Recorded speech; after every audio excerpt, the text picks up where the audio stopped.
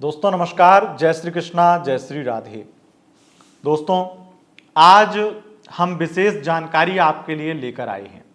यह जानकारी है कुंडली में बनने वाले प्रेमनाश दोष के बारे में। आप अपनी कुंडली में कैसे देखें कि आपकी कुंडली में प्रेमनाश दोष बना हुआ है। नाम से ही ज्ञात होता है कि क्या है इसका मतलब।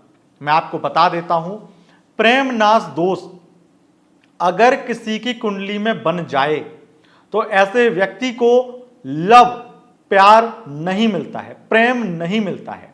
ऐसे व्यक्ति का प्रेम विवाह होना लगभग असंभव होता है। मैं आपको बताऊंगा कि आपकी कुंडली में आप कैसे चेक कर सकते हैं कि आपकी कुंडली में प्रेमनाश दोष है या नहीं।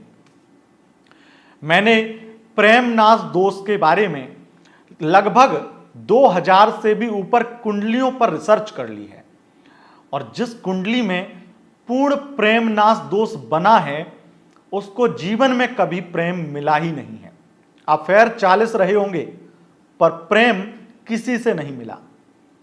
सबने पैसा लूटा, सबने जिस्म लूटा और कुछ ही दिनों में गायब हो गए।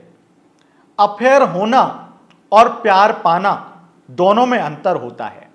यह अंतर वो लोग बखूबी समझते होंगे जिन्हें प्रेम की तलब है, जिन्हें प्रेम की तलाश है। मैं आज आपको बताने वाला हूं कि आप अपनी कुंडली में कैसे चेक करें प्रेमनाश दोष आपकी कुंडली में है या नहीं। अब मैंने जैसा आपको कहा पूर्ण प्रेमनाश दोष, तो पूर्ण शब्द लग गया यानी कि कुछ अपूर्ण भी होता होगा। तो मैं आपको बता दूं, प्रेमनाश दोष पूर्ण तरीके से अगर कुंडली में बना हो तब फिर चांसेस लगभग ना के बराबर हैं कि आप उसकी शांति करा करके किसी तरीके से चीजें ठीक कर पाएं। लेकिन अगर आपकी कुंडली में पूर्ण प्रेमनाश दोष नहीं है, अर्ध प्रेमनाश दोष है, अर्ध मतलब 50% वाला, तो आप लव मैरिज भी कर सकते हैं, तब आप प्रेम भी पा सकते हैं, लेकिन उस अर्ध प्रेमनाश दोष की शांति आपको विधि विधान से करवानी पड़ेगी। ये दो तरीके हम आपको बताने वाले हैं। आपको बताने वाले हैं कि आप कुंडली में कैसे चेक करें कि आपकी कुंडली में प्रेमनाश दोष है या नहीं, अर्ध और पूर्ण दोनों। और उसके बाद में हम आपको बताएंगे कि आप इस दोष की शांति के लिए क्या कर सकते हैं। और आपको जो हम शांति के तरीके बताने वाले हैं वो बिल्कुल निःशुल्क वाले तरीके बताने वाले हैं, पेड यानी कि अनुष्ठान पूजा इत्यादि नहीं बताने वाले हैं। तो आप इस चीज का विशेष ख्याल रखें कि यहां पर मैं आपको जो जानकारी दूंगा वो आपके भले के लिए दे रहा हूं और आपको प्रेम दिलाने के लिए दे रहा हूं।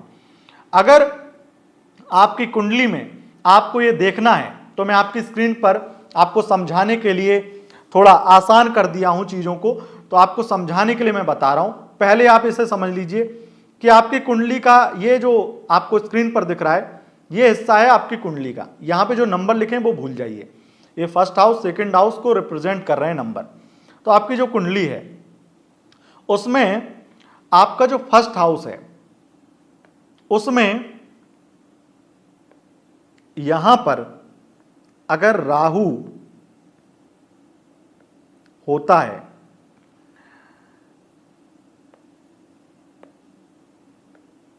राहु होता है यहां पर या फिर यहां पर या फिर यहां पर या फिर यहां पर, ये चार जगह अगर कुंडली में इन चार स्थानों पर यानी कि प्रथम भाव, पंचम भाव, नवम भाव और एकादश भाव, इन भावों में अगर आपकी कुंडली में राहु बैठा है तब आपका पूर्ण प्रेमनाश दोष बन जाता है।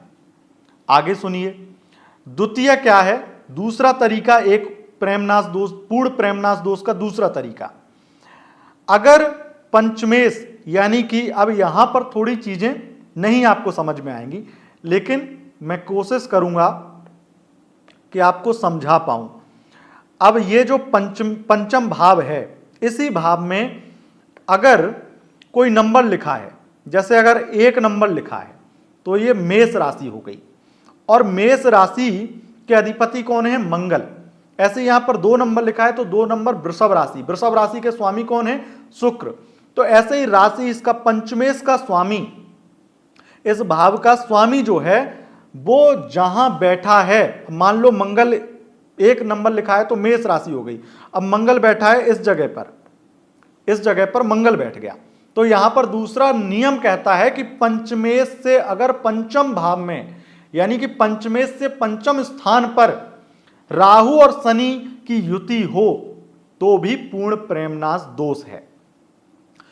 यहां पर मंगल बैठ गया तो पंचम भाव 1, 2, 3, 4 और 5, इस तरीके से यहां पर अगर शनि और राहु की युति है तो ये पूर्ण प्रेमनाश दोष बन जाएगा। याद रखिए, पंचमेश से 5 घर 5वें स्थान पर शनि राहु की युति हो तो। यह तो तरीका हो गया पूर्ण प्रेमनाश दोष टेस्ट करने का, चेक करने का। अब हम आगे वाले तरीके में घुसेंगे, बढ़ेंगे, जो जिसे हम कहते हैं, क्या कहते हैं कि अर्ध प्रेमनाश दोष। अर्ध प्रेमनाश दोष अगर आप अपनी कुंडली में चेक करेंगे तो वो ऐसे है, उसमें पहले वाला पूर्ण प्रेमनाश दोष वाला रूल भी आपको याद रखना पड़ेगा।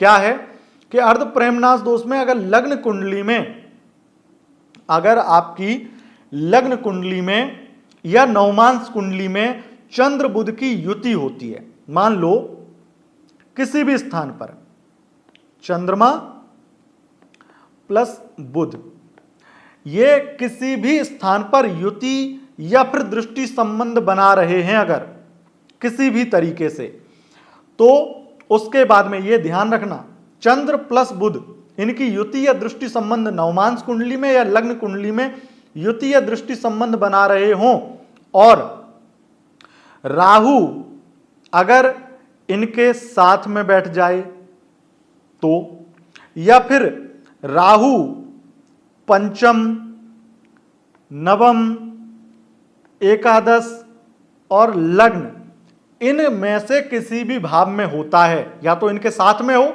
या इन चारों स्थान पर, मतलब प्रथम भाव, first house, fifth house, 9th house और 11th हाउस, इन 5 भावों में अगर, भाव जब मैं कहता हूं तो वो फिक्स हैं, घर, हाउस, इन भावों में अगर बैठे हों राहु तो ये अर्ध प्रेमनाश दोष बन जाता है। आपको ये तो मैंने समझा दिया कि अर्ध और पूर्ण प्रेमनाश दोष कैसे बनता है। अब मैं आपको बताऊंगा उपाय कि कैसे अर्ध प्रेमनाश दोष को शांत किया जा सकता है, सही किया जा सकता है। क्योंकि 50% चांस है कि आपको प्यार मिले पर लव मैरिज ना हो पाए, सामने वाला अच्छा सच्चा प्यार करे आपको लेकिन लव मैरिज ना कर पाए। तो इसलिए आपको सच्चा अच्छा प्यार पाने के लिए और लव मैरिज करवाने के लिए इस अर्ध प्रेमनाश दोष की शांति करवानी होती है। और उसके लिए आपको मैं अभी कोई अनुष्ठान नहीं बता रहा हूं, अभी कोई पेड चीज नहीं बता रहा हूं, आपको फ्री वाली चीज बता रहा हूं, वो आप सुनते जाइए। लेकिन एक चीज मैं और क्लियर कर दूं, क्योंकि कुछ चीजें और टेक्निकल हैं, कुछ और डिटेलिंग है, जिसमें बृहस्पति की भी भूमिका है, शुक्र की भी है।